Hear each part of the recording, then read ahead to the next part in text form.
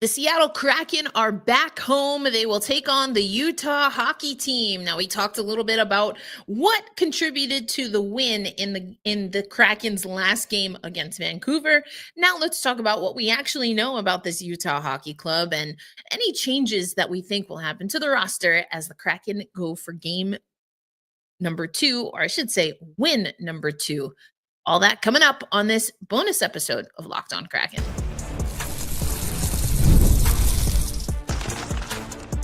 You are Locked On Kraken, your daily podcast on the Seattle Kraken, part of the Locked On Podcast Network, your team every day. Hey there, Seattle hockey fans. Erica L. Ayala just coming with a few quick updates. We didn't get too many updates from Dan Bylsma. He spoke maybe 20 or so minutes ago to media in Seattle, the Seattle Kraken getting ready to take on the Utah Hockey Club. We will see Philip Grubauer in net for the second consecutive game. This goes back again to a conversation that Zane Begg and I had.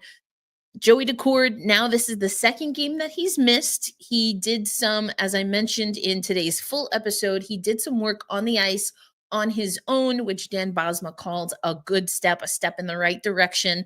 Now, I've been to many practices. I know that a lot of people on the Seattle Kraken beat have reported from practice. And usually when you see a guy practicing on his own, as Dan Bylsma said, it is a step in the right direction, but it's not necessarily an indication that that player is kind of on the fast track to getting back to the ice. So if we see a little bit of an extended, day-to-day here from Joey Daccord, I would not be surprised. But, it's an upper body injury. Dan Bylsma did confirm that the injury happened in Colorado at a practice, it seems like, or, practice morning skate, and then was agitated in the game against Colorado. And that's what has Joey Daccord sidelined. Alex Stezka will suit up, but of course it will be Philip Grubauer in net. Talked about Philip Grubauer a little bit on today's full episode. Not considered a quality start, but he had huge saves for the Seattle Kraken. And we talked about it with Zame on the show last week. We need Philip Grubauer to have big games. We needed him to make those big saves. And for the most part, he did. He makes a massive save, and then Adam Larson trips, over him, a few fluke things like that. We've seen that for Philip Grubauer before. We've seen that for the Seattle Kraken, whether it's Joey Daccord, Martin, I could go down the list, Chris Driedger. This is just, those are the things that happen in hockey. Sure, they seem to happen a lot to the Seattle Kraken, but I don't think that running up the score and us having to come from behind, that wasn't a Grubauer issue. It goes to just the defensive focus that the team has. They were able to turn things around and really pump things up offensively. So that's what got them the win. But let's not confuse being satisfied to get the win and end that 5-game losing streak with a contentment. I did not feel in any way, shape, or form that this team was content or pleased with how they played. They know that there's more in the tank. They were able to empty the tank and really lean on grit to get that game against Vancouver. And now they need to lean into their skill, their preparation, their communication, and empty all of the tanks, so to speak. And we talked about it on today's show, felt that the team felt that they played better in Colorado. They didn't get that win. There were lapses in the game, but they felt that they were starting to pull things together. Then they have the comeback, a comeback that has only, from down 3 goals. And that's not something that you see happen very often. Piper Shaw alluded to the history there, excuse me. It was the 5th comeback for the Seattle Kraken.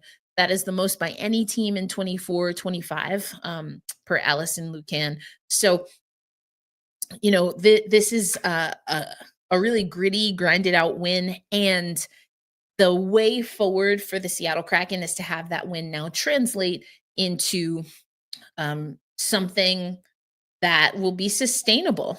And that's really the rub. Now, this is an expansion team.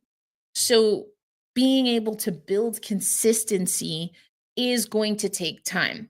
But again, the frustration at times with the Seattle Kraken is that we make moves at times that make it seem like we're just going to wait it out.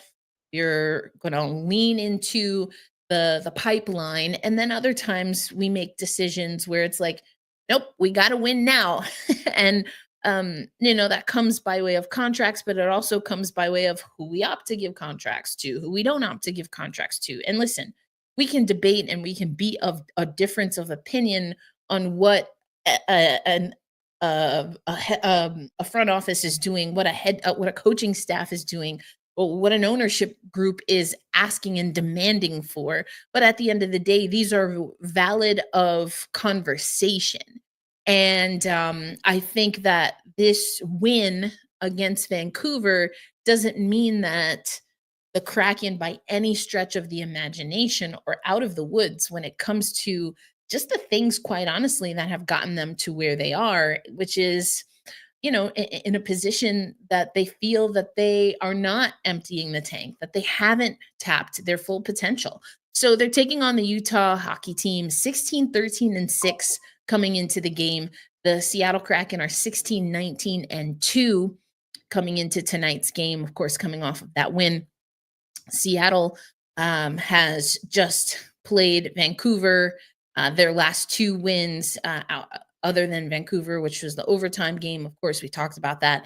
They won against Boston and New York. Rangers are a team that's all over the place this year. But those were the 3 wins. The Utah hockey team comes in their last six of their they have won 6 of their last 10 games. And in those 6 wins, they took down Vancouver as well, Colorado, Philadelphia, Buffalo, San Jose, and Minnesota. If we take a look at the standings right now, that Utah hockey team kind of right now just behind Dallas in the standings in the Central Division, and the Seattle Kraken now looking ahead of only Anaheim and San Jose. They are behind Calgary, who's in that 5 spot now, Vancouver, who we just defeated, Edmonton, the LA Kings, and the Vegas Golden Knights. Also was announced just before I went live here, because I am going live, that the Kings are looking to, or I should say, it's looking like LA is going to host the 25 entry draft. Hey, Striatic, excited for this test against Utah, even if playoffs are remote. Every game is its own little championship, every win worth celebrating. I agree with this. And that's, I think, a part of the reason, Striatic and everyone else, why the game against Vancouver was important, to show that you could do it. This is a team that, again, on paper, we know this team should be able to win games, right? We've seen the promise. I mean, that game against Carolina was amazing. Amazing to watch. It was amazing hockey to watch. That was not the win against Vancouver. That's not what that felt like, what it looked like. You have to learn how to win a few different ways. And I think that Vancouver win, huge. I just mentioned the stat that Allison Lucan put up, only the third overtime win in 24-25. And all of them came in 24 for the Seattle Kraken. That leads the league, actually. So it's good. Everything is, I like that little championship, and you got to lean into, at minimum, playing for pride. You still have a chance to save your playoff hopes.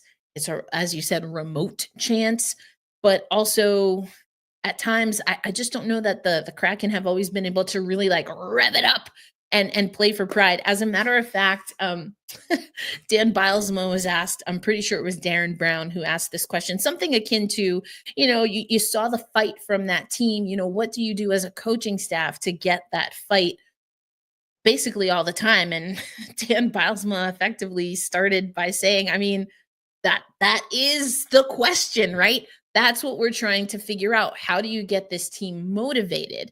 And it's going to be interesting to see now that there's something tangible, and I mean literally a win in, not just a win, but you end a 5-game winning streak. It felt good. I said this on the episode that I posted. If you listened on audio, check out the YouTube thumbnail. I wanted to make sure it was a picture of everyone. I wanted, including Alex Stedska. Unfortunately, the Locked On Kraken logo kind of hides his face, but you can see his jersey number. I wanted to have the team photo. And I ended that episode saying it's a team win, has to be that way moving forward. This team has to choose. They have to decide, like Striatic is saying here in the comment, to make this every game its own little championship. Now, that doesn't mean, as I was saying earlier, this team and the front office specifically has some things to figure out. Trade deadline is coming up. I mentioned this in passing on another episode, but conversations about Yanni Gourde are coming up again. Conversations about Brandon Tanev are coming up again. And those are conversations that our front office has to at least entertain right now. Is this going to be, what was it, season 2, where it's like we look the guys in the eye and we said we believe in what we have in the locker room, and then they make that push and we make the playoffs, and that was fun and great. And it was fleeting. It was fleeting. I've had some interesting conversations in the YouTube comments, and I get it. Some people don't like being critical or hearing criticism of their favorite player or the GM, the front office, management, stuff like that. Everything's on the table, is my point. Every single thing is on the table when you have a team like the Seattle Kraken that has not shown us with any kind of consistency the type of team they really are. They just haven't done it. So everyone is deserved of at minimum a conversation about, hey, what is ownership doing? What is the front office doing? What is the coaching staff doing? What are the leaders doing? What is the roster? What are the players doing? We're not riddled with injuries, so I'm not going to go into like then the training team and stuff like that. But when you're not winning games that you should be winning, nobody is above critique. That's how you get better. That's how you get better. And this team has to perform better. They can perform better. They can. Are they going to do it? Is the question. And they have to. I feel like we've had this conversation, but maybe it was in season 2. It definitely was in season 3. Who are you going to be? Show us who you are. Show us who you are. Do you have the fight? And maybe they don't make the playoffs this year. Very high possibility they do not make the playoffs this year. You can't, and this is why people say having veteran experience, Stanley Cup experience, that's not just something you say. If you don't know what it is to fight, to claw, to push through mental fatigue and physical just absolute fatigue and injuries and all, if you don't know what that's like, not just as a team but as an individual, you have to learn that pretty quick. Sure, we have some of the youths, right, the young guns, and they've gone through that grind, some of them 2 years in a row in the AHL, playing with the big boys now, right, to quote Disney's Hercules, no, Prince of Egypt, great soundtrack. Playing with the big boys now, right? You have to step it up. And if you don't know how to tap into that, if you don't know how to tap into the I'm miserable and I love it, like the Kobe Mamba mentality, if at minimum, I would like to see the team use this time to figure that out. Who are you in this time? Jaden Schwartz has showed us who he is. Joey Decord shows us who he is. I think Vince Dunn coming back from his injury, and he was huge. I didn't talk about him as much just because I thought the Jaden Schwartz conversation was well due. Vince Dunn, he showed us who he is. And that's the phrase, I think I alluded to this at the end of today's episode. Dan Bylsma called a few of his players gamers. If you're still live with me, let me know in the comments. He named like 2 or 3 guys. And once he said it, I was like, absolutely. Who are our gamers? Who are our gamers? And that question wasn't always easy to answer. It wasn't easy to answer.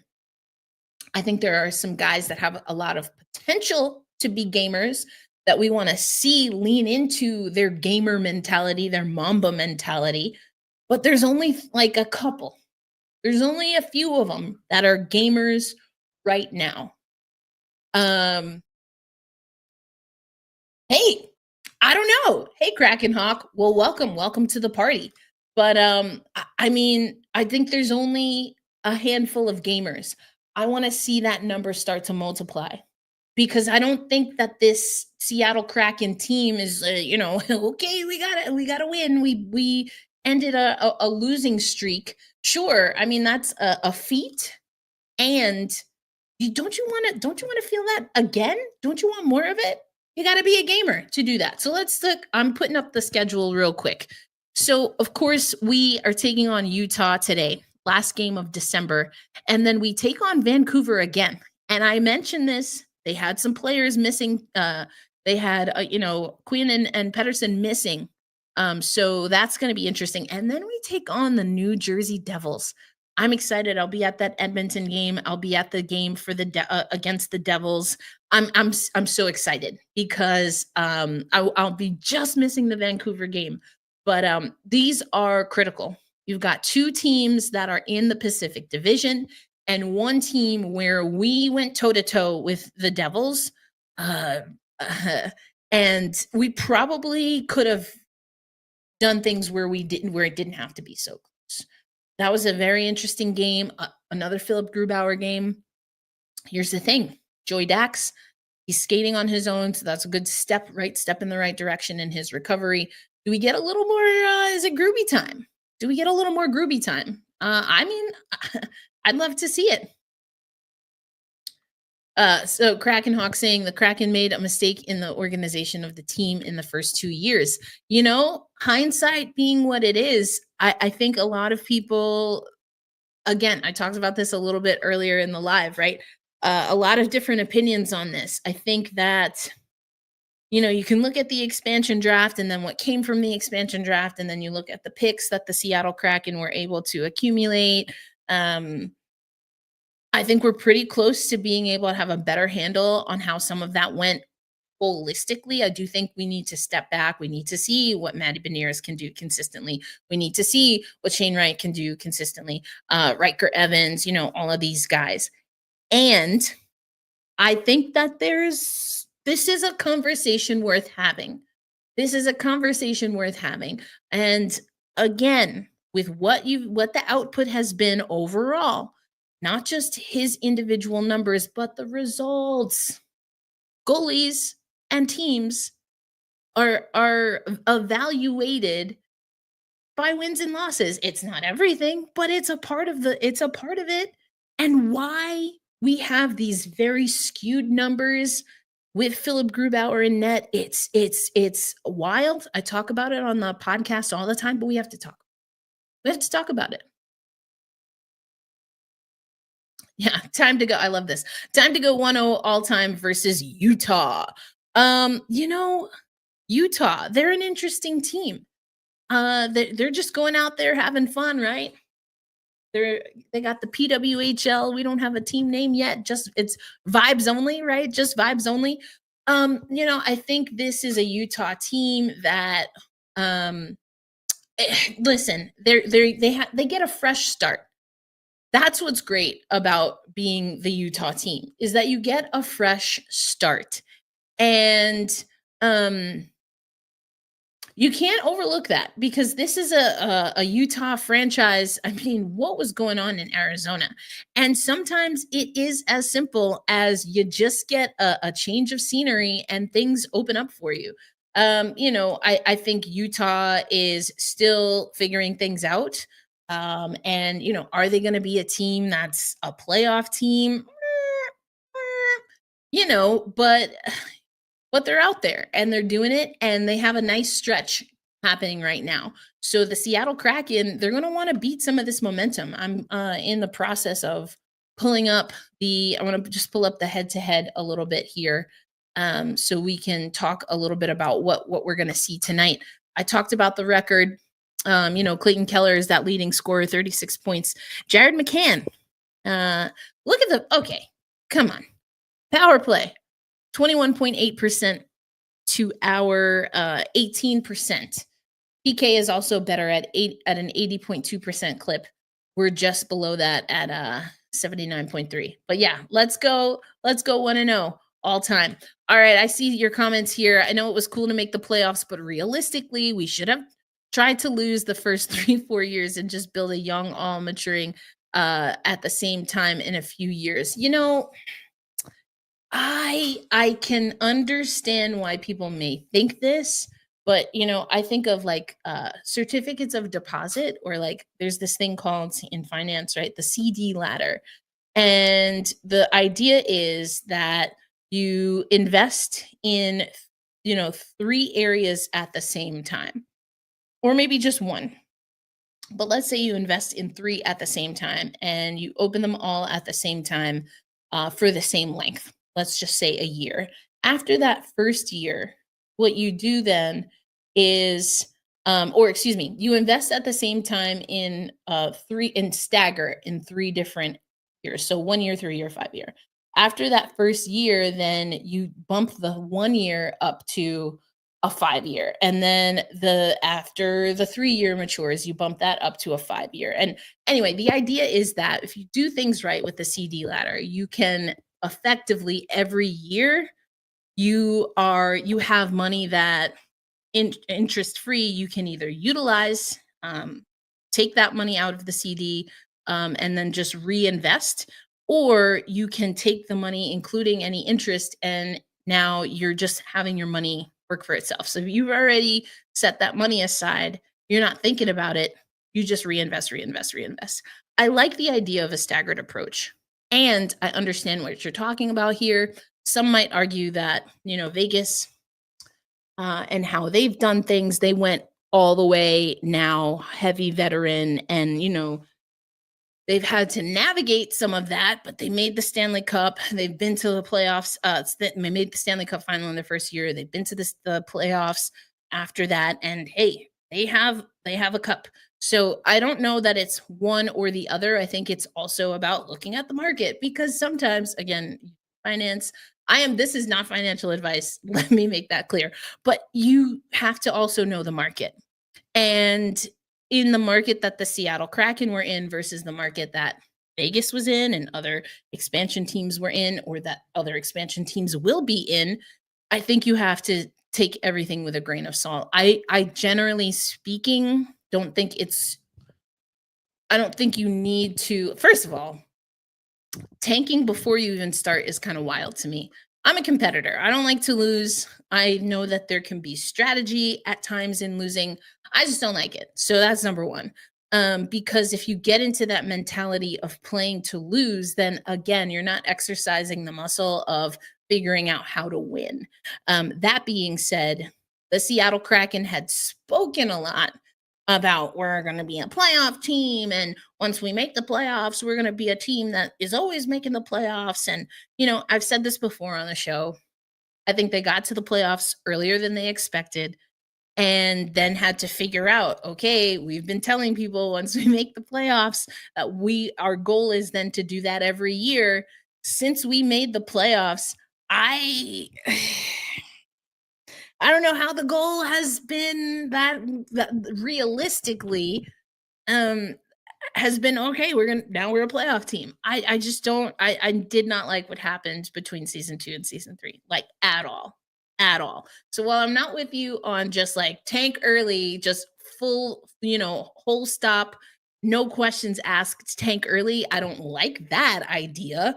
I do think though that the balance has been a little bit off. So, I mean, I don't know. The balance has been a little bit off. It sucks that Vegas exploited the rules, but no team was like Vegas right out of the box. Agreed. Exactly. I just seeing these, I'm not saying that you should do not take my financial advice. It was a comparison, just because I've been reading Rocket Money ads on on the Locked On Podcast Network. That's probably why I thought of it. Unlike hockey, unlike most sports, you need to have a deep farm system. Well, I think, I mean, it's unlike like football, probably. I'm assuming you're talking like NBA, WNBA. There is no farm team. Any women's sports, there is no farm team. But I mean, baseball and hockey are a lot alike, even in how they draft. It's very different than what we see in other pro sports. I think it's a question worth having. These are sports that have been around for a while, leagues that have been around for a while. How much do you really know about a prospect when you're drafting them so young and there's so much time in their development? I think, oh, I don't know. For me, I'm a baseball person, so that kind of makes more sense to me in baseball. I'm not sure that I love it for hockey, but you know, we'll see. Colby saying the two newest teams go head to head for the first time. I mean, it's definitely a new look for Utah. So, um, yes, I know there's no salary cap in baseball, but we were talking about prospects. So, there you go. On the one hand, it was almost a bad thing that they made exactly. It was almost a bad thing that they made the playoffs in the second year, but it was great experience. And I talked about experience earlier. It just wasn't. Like I said, it felt like it came too early, but also that it wasn't. It was, of course, the playoffs should be a part of the plan, but then that was also not a part of the plan to make the playoffs in season 2. And the Kraken organization had to figure out, okay, are we going to go all in on being a playoff team, or are we going to kind of pace this out a little bit more? And I don't know. I don't know that we have the answer. Exactly. You don't know. That's why you develop multiple players at once. Okay, I clearly am missing your point. So great. Sure. Thanks so much. There's no real salary cap in baseball. Yeah. Again, we could have had Connor Bedard and Shane Wright in our first 3 drafts.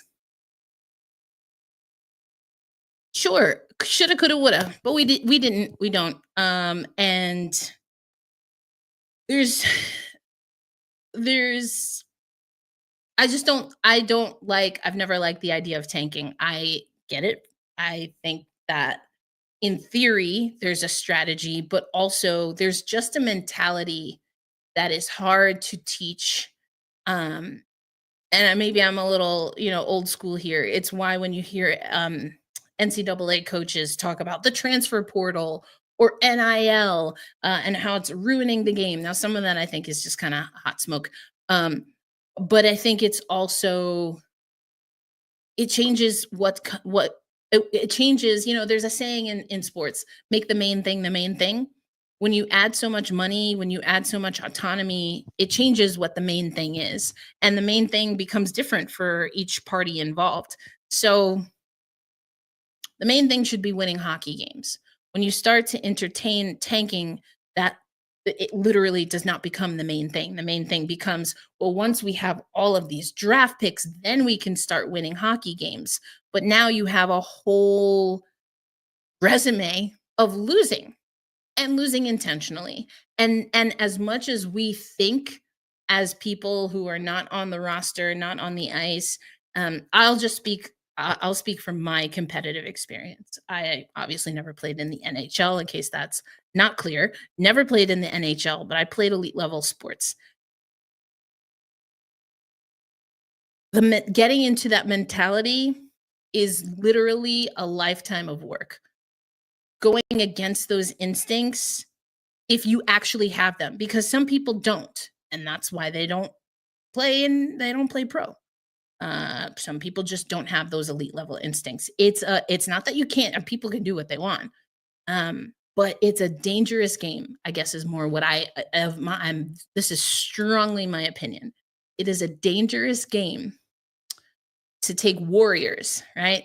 Athletes, elite level athletes, and get them used to losing. the mindset, the mentality, the mental part of the game. We talk so much about it, but the balance is it's a thin line. And I personally am never going to advocate for tanking. I just can't. You can end up being the Buffalo Sabres. Buffalo is Buffalo because it's Buffalo. That's hilarious. Yeah. The percentage of NHL draft picks that actually played in the NHL as the first 20 picks is less than 25%. Um, yeah, I mean, and that's another thing. It's a numbers game. I think it's the same in baseball. So other sports, your proximity to your draft and knowing if you are going to be an elite level player, I think is I want to say it's closer, but then you're kind of looking at different numbers because the pipeline for development is so small. So really you're looking at those draft classes and, how many of them play in the NBA or the NFL, how many play significant minutes. And then of course you have how many win, how long, how many years of service, right? There's so many different ways to look at it. You know, build from the farm system. I mean, you want a team to build from the farm system. I get it. Um, you can't only do that. The timeline, as much as I'm saying like you need to develop people, the mentality, you can't fabricate that. I don't like the idea of like telling people to tank. If you happen to lose games, that's one thing. Telling people to lose is I hate that we even entertain that idea in sports. I truly hate it. I think it's the stupidest thing ever. Just as a concept, I know it happens, or there's conversations that people have about it happening, but I just don't understand how you consciously do that. Now, if you're okay with quote unquote okay with losing because you just don't get any veterans, that's a way to do it. You just trust in what you have. You don't win even when those young guns are ready. You don't win without veterans, but it's a balance. You have to have the right veterans. And I think a lot of people are looking at Brandon Montour versus Chandler Stevenson. Just as an example. Both have won Stanley Cups in the last handful of seasons. Both come in very similar contract. And as far as those gamers, Brandon Montour is one of the players that Dan Bosma mentioned. Chandler Stevenson wasn't. I still want to believe in the guy. I think maybe he just, maybe there's something in him I haven't seen. A lot of people don't think he has it in him. I don't know. I'm just letting you know. Some guys are gamers. So he mentioned Brandon Montour. He mentioned Jaden Schwartz, of course, and Vince Dunn. Gamers, absolute gamers. Joey Dax, gamer for sure. The Decade of Darkness Oilers. The Kraken have a very robust farm team. Yeah, the farm team is good. I think you try to keep that farm team together. And that's where the give and take of the roster here and now. You do as much as you can, but maybe not. You don't want to start then getting rid of some of those prospects too soon or for the wrong deal because you're chasing something that maybe you shouldn't be chasing. So,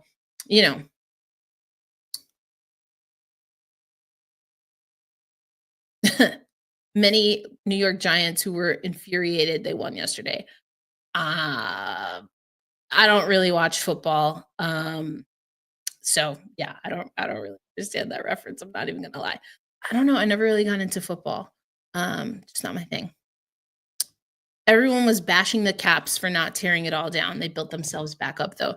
And that's another thing without having to go through any sort of rebuild. Oh man, so you've got rebuilds, you've got hybrid rebuilds, you've got tanking, you've got leaning into the farm system. Like there's all of these things, right? And honestly, some of it are things that we, if not create, we definitely sensationalize in the large we media, because they can be hot button topics that people have very strong opinions about. And at the end of the day, some media really is the purpose is to kind of be provocative, right? When it comes to strategy, though, I think strategies are a little more cut and dry than sometimes, honestly, the larger we in media make it to be. Fans would leave in 5, 6 years on an expansion team in Seattle, knowing what the plan is. So now this is interesting because I continue to hear from, and I don't know exactly the context that you meant Kraken Hawk. So if I go in a different direction, I apologize. But I think this is so interesting because, I've heard from multiple people that the knowing that the Supersonics are on their way back is putting a lot of pressure on the Kraken ownership to to be a team that other people want to that people in Seattle want to watch, because when the Sonics come back, they're going to have all of the hype. It's a team that the city felt was ripped from under them. I don't know. I mean, I honestly don't know. I think, Titans had a weird history. Again, I don't really watch the NFL, so I apologize if I'm saying the wrong thing. It was what were the Tennessee Titans before? There was drama there, right? You've got the Brooklyn Dodgers going into LA. That was huge. Now you've got Oakland, right? Going to Vegas. There's all of these stories or examples, right, in history of teams leaving and the fan base just like going berserk. And then their fandom becomes very specific. Montreal becomes the Nats. You know, uh, so I didn't really understand completely like how deep the love for the Sonics is. I was growing up around that time, loved watching Sean Kemp, Gary Payton. They were exciting to watch. But now you have all of this historical, right, angst, buzz. You bring the Supersonics back. If the Kraken aren't winning, the allure of them being an expansion team is gone. Are people going to choose to watch the Seattle Kraken? I think that's a real question. You've got the Seahawks, now the Sonics are back. The Mariners are there. And that's just talking on the men's side of sports, right? If the Seattle Kraken, and there's also this idea, right, that hockey's kind of, way down the line, low on the totem pole, so to speak. It's interesting to hear how much that people believe that could be impacting what ownership wants to see. I think it's really interesting. Yeah, I think it's really interesting. I was a Sonics fan, and basketball was my first love. There you go. F the NBA and their BS. I'm out on them. That's when I shifted to hockey. Well, we're glad to have you in hockey. But again, so you get it. You get it more than I do. Like there's really strong. And I don't know. I don't know. Maybe there are more people like you that are just kind of like, I'm done with the NBA. I'm going to move to something else. Are there people that are excited about it? I mean, you just don't know how that's going to play out. Is that a reason to go all in on a farm team? Is that a reason to, utilize all of your draft picks to try and win now? I don't know. But I get the sense that a lot of people think that is a real pressure. The Kraken losing the local market. And it's interesting. And as much as I am a purist, we know, right? I'm from New York. I kind of went off on James Dolan on an episode with Zame. I think I left most of it in there too because I just anyway. I'm not gonna do it tonight. I'm not gonna do it. But I mean, let's just keep it at this, right? We had John Chick on the show. He's the host of Locked On Rangers. Nobody knows what's going on with the Rangers right now, and sometimes those things can come from an idea, a philosophy, a concept that ownership has that then is enforced lower. So I don't know. I don't know what we're gonna do on that note. But again, if you feel like you're competing for the local market, just you wanna have more job security. The job is to win hockey games. The job is to win hockey games, right? Winning hockey games helps sells tickets. It helps attract free agents. It helps um, develop your prospect. Winning doesn't solve all your problems, but it can solve a lot. All right, this went all over the place, and I love this. But I wanted to hop on live to give some updates. We really didn't get too many updates. No Joey Decord. We're going to see Philip Grubauer tonight. Andre Burakovsky back in. I would assume that means Daniel Sprong is out. So where does Berkey go on the lines? How does he fit in? I am very curious to see how that works. It wasn't a reset. He wasn't a healthy scratch. He had an illness. So, does he have his lungs back? And also, he saw this team get a win. What is his commitment to helping get another one? I'm going to be keeping an eye on that. But also, he's not the only one. He's just the obvious one to talk about because he wasn't in the game. He didn't go to Vancouver. But I think this is something that a lot of guys are going to have to do. So I think this is a game, not a must-win game, but if you want to really believe in what you've been able to put together, you got to find a way to win this game. Yeah. So you gotta find a way to win this. Y'all are talking about season tickets and all that stuff.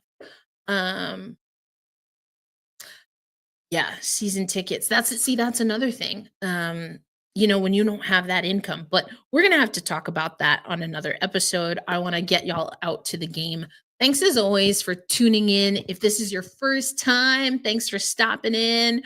There's a lot to talk about with this Seattle team. I don't think that there definitely a lot of differing opinions, and that's what makes it a little awkward right now because there are a lot of different directions that this team can go. And I'm anti-tank all the way. I'm also someone who believed that if you're going to play baseball, you should hit and field. So I don't like the DH. That's just who I am. I hold on to some things, very strongly. That being said, it's not that they're not worth talking about just because I have a difference of opinion. I'm not the GM of the Seattle Kraken. So it's going to be curious to see how they move forward. If the Kraken can win games, does it become harder or do you stick to the plan? That's another thing. Well, we don't have to talk about that yet because it's only been one win. It's one win. I've only pulled on the UMA hat. I've kept the pirate hat tradition alive for those who are stopping by for the first time. I've only pulled out the win hat once, right, in the last 6 games. So, we don't have to worry about that yet.